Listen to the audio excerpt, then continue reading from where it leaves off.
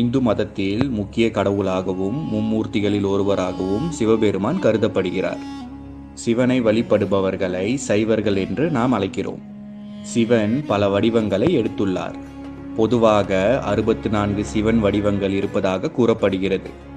அதில் ஒன்றுதான் ஏகபாத மூர்த்தி என்ற சிவனின் அவதாரமாகும். பிரம்மன், விஷ்ணு, சிவன் ஆகிய மும்மூர்த்திகளும் ஒரே உருவத்தில் காட்சி அளிப்பதையே ஏகபாத மூர்த்தி என்று நாம் அழைக்கிறோம். ஏகபாத மூர்த்தி 4 கரங்களுடன் நெற்றிக்கண் கொண்டு ஒரே காலில் நின்ற கோலத்தில் காட்சி தருகிறார்.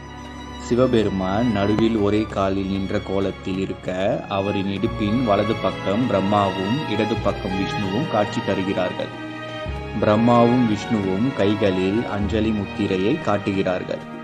நடுவில் சிவனுக்கு பதிலாக பைரவர் இருந்தால் அந்த வடிவத்தை ஏகபாத பைரவர் என்று அழைப்பர். சிவபெருமானின் ஒற்றைக்கால் உலகத்தை